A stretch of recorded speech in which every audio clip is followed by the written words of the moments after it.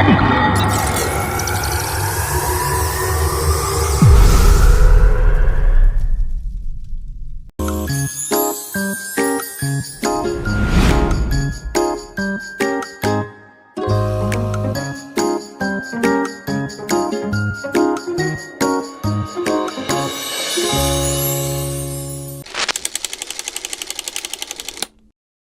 warahmatullahi wabarakatuh. Baiklah, nama saya di sini Ahmad Abil Razan dengan NPM 241063117003.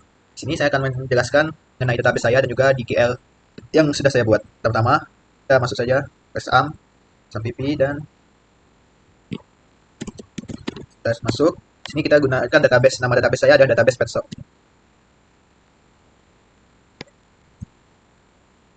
Nah, sudah digunakan di sini database underscore PetShop. Nah, di sini kita akan memperlihatkan tabel-tabelnya. Nah, jadi pada database PetShop ini saya mempunyai tabel hewan, tabel layanan, tabel pelanggan, tabel produk, tabel transaksi layanan, dan juga tabel transaksi produk. Oke, kita lihat satu persatu di sini.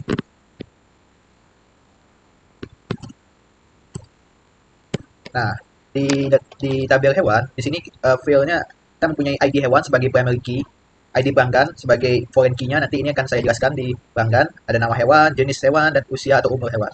Nah, di sini sebenarnya sudah ada isi, kita tunjukkan saja.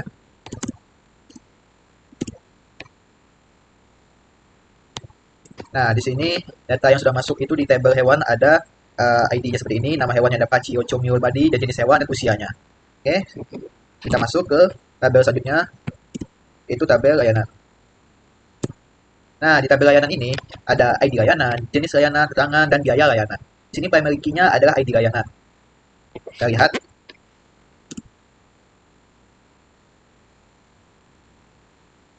Nah, di sini layanannya yang pada petshop kami itu ada pertama grooming, itu keterangannya dia itu memandikan, menyisir, isbat kata bisa dibilang juga itu perawatan atau ya itulah. Dan ke selanjutnya layanannya itu vaksin, vaksin vitamin. Jadi itu memberikan tambahan vitamin. Biayanya di sini grooming itu biayanya 40.000, vaksin 60.000, medical check up ini pemeriksaan kesehatan. Nah, di sini biayanya 60.000 dan potong kuku hewan biayanya murah 15.000. Nah, lalu kita masuk ke tabel selanjutnya, itu tabel pelanggan. Nah, di tabel pelanggan ini, tentunya ID pelanggan tadi menjadi foreign key pada hewan, karena tentunya hewan tersebut pasti memiliki pemilik ya, yaitu pelanggannya. Lalu ada nama pelanggan, alamat, dan nomor telepon. Di sini, di tabel pelanggan itu, ID pelanggan adalah primary key. Kita lihat pelanggannya ada siapa saja. Nah, di sini pelanggannya dan teman-teman saya dari kelompok 6. Ada Dede, Cakra, saya sendiri, dan Saka. Ini alamat dan juga nomor teleponnya. Ini adalah pelanggan. Kita lihat, selanjutnya ada produk. Kita masuk ke tabel produk. Nah, di tabel produk ini, tentunya sebagai pet shop, kami itu tidak hanya melakukan perawatan atau memberikan layanan, tapi juga menjual produk, yaitu di sini macam-macam. Nanti kita akan tunjukkan. Jadi di sini ID produk itu adalah primary key-nya, nama produk, jenis produk, harga, dan stok. Kita lihat produk. Nah, seperti yang saya sebutkan sebelumnya, di sini ada produknya, ada Whiskas, Royal Canin, Vitec Nutribus Gel, Pedigree. Dan ini bisa dilihat harganya, stoknya ada berapa. Kita masuk ke tabel selanjutnya, yaitu transaksi. Nah, di transaksi ini ada ID transaksi, yaitu pada primary key, itu bisa dibilang ID-nya. Ada ID pelanggan lagi sebagai primary key, karena pelanggan tentunya dibentukkan ID-nya gitu untuk menjadi di dalam tabel ini, lalu tanggal transaksi dan juga total biaya keseluruhannya. Nah, di sini bisa dilihat bahwa current timestamp, hot update current timestamp. Jadi sebenarnya di dalam aplikasi petshop kami, database ini bisa mengetahui jam berapa atau tanggal yang berlaku pada saat database dibuat. Jadi otomatis. Kita lihat aja transaksinya sudah ada apa saja.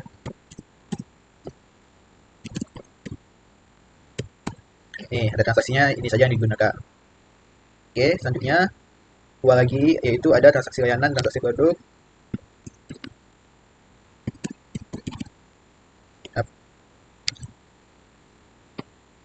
Nah, di sini di tabel transaksi layanan ada ID layanan sebagai primary key-nya, ID transaksi sebagai di sini foreign key, ada ID layanan. Oke, oh ini ID transaksi layanan, maaf, ID transaksi layanan itu primary key, ID transaksi itu sebagai foreign key, ID layanan juga, ID hewan, tanggal masuk, tanggal keluar, dan stok totalnya. Oke, apa ya? Jadi bisa dibilang di tabel ini memanggil berapa key yang pada tabel sebelumnya yang pada transaksi layanan dan hewan. Itu transaksi layanan. Oke, kita coba.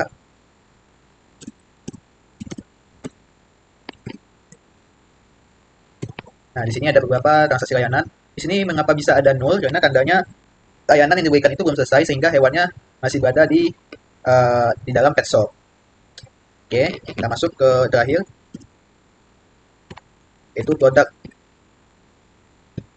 Nah, di tabel produk ini, ID transaksi produk itu adalah primary key-nya, ID transaksi bagi foreign key, dan juga ID produk. Karena produknya tentunya stoknya akan berubah di setiap ada transaksi dan juga itu.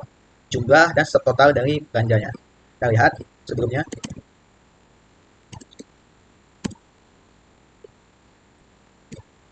Nah, di sini sudah ada beberapa transaksi produk, yaitu ini di sini ID-nya saja yang muncul, bisa dilihat berapa jumlahnya yang dilakukan.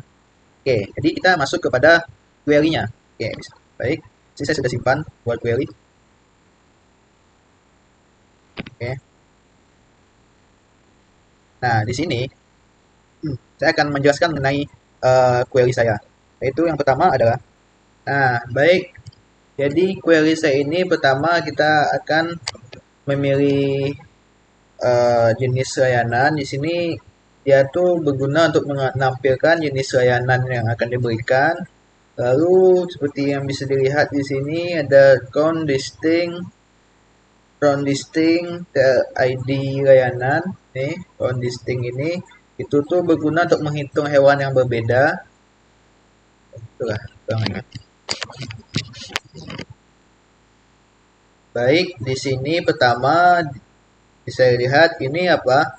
Ini berguna untuk menampilkan jenis-jenis layanan seperti yang saya sebutkan tadi, ada grooming, vaksin, dan lain-lain. Lalu di sini terlihat count listing di hewan as jumlah hewan. Ini berguna untuk menghitung jumlah hewan berbeda yang pernah memakai layanan tersebut. Jadi nggak ada nih hewan yang sama di dalam uh, carian kita nanti. Nah, lalu di situ listing ini mencegah satu hewan hitung berulang. Jadi tetap ada satu hewan. Contoh kucing, tetap kucing. Kalau ada kucing berulang kali itu nggak ada yang disebutkan. Dan diberi alias di as ke jumlah hewan.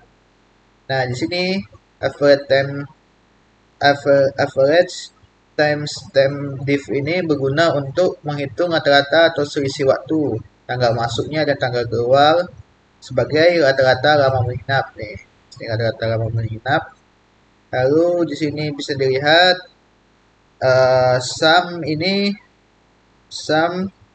berguna untuk sebagai subtotal transaksi layanan untuk tiap-tiap jenis layanan. Jadi bisa menunjukkan beberapa transaksi atau pendapatan dari transaksi per jenis layanan. Di sini kita aliaskan sebagai total pendapatan. Lalu di sini inner join transaksi layanan itu menggabungkan tabel layanan dengan tabel transaksi layanan yang berisi detail pelayanan per hewannya. Lalu bisa dilihat di sini inner join hewan H ini berguna untuk menggabungkan lagi dengan tabel hewan untuk mengetahui data hewan yang memakai layanan. Di sini juga ada where untuk mencari atau juga memfilter. Apa yang kita filter? Yang pertama umur. Nah, jadi yang kita hitung di sini di query ini adalah hewan yang umurnya minimal 2 tahun, nggak boleh kurang.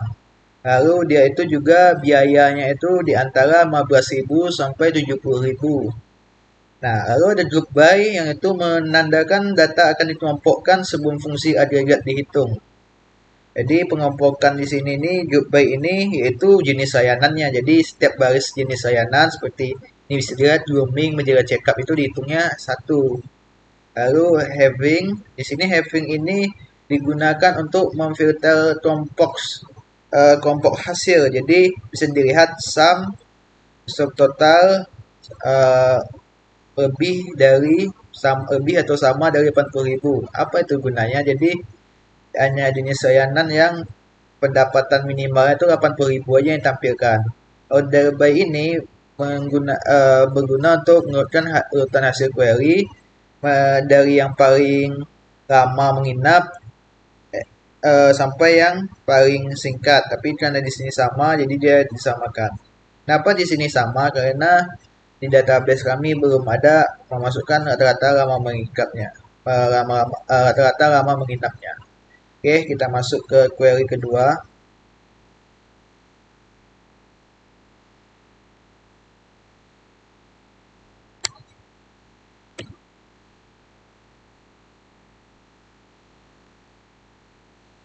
Nah, di query kedua ini saya akan menjelaskannya. Kita langsung saja.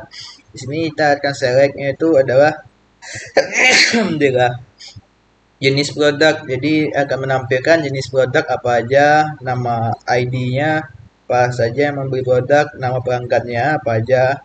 Lalu count as jumlah baris transaksi. Di sini ada keseluruhan, jadi akan menghitung jumlah baris transaksi dari pelanggan. Lalu di sini bisa dilihat ada sum TP jumlah as total unit yang dibeli. Di sini count as jumlah baris transaksi.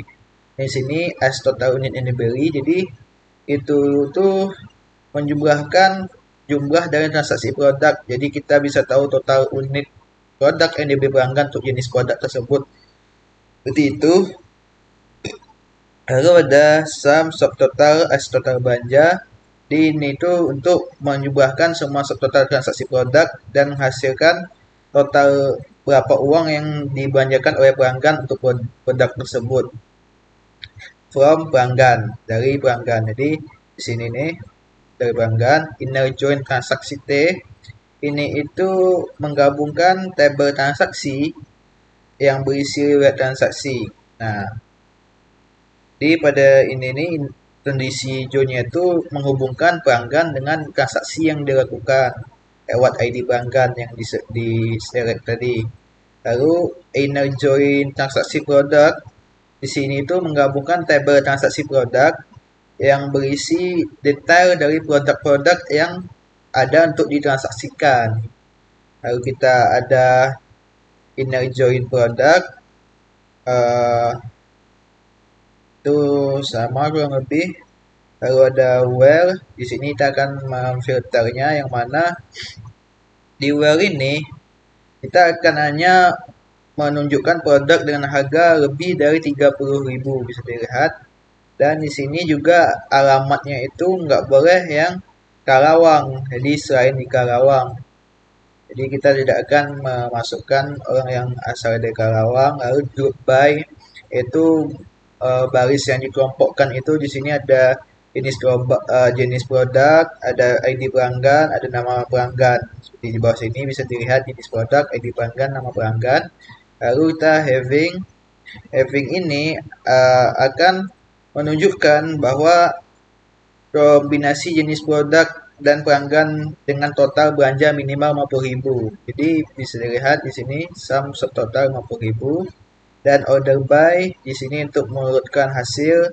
Pertama kita itu untuk jenis produknya ascending atau berurutan dari A sampai Z, dan di total belanja ini di dalam diurutkan lagi menjadi dari yang terbesar hingga yang terkecil, jadi descending. Nah, bisa dilihat ini hasilnya.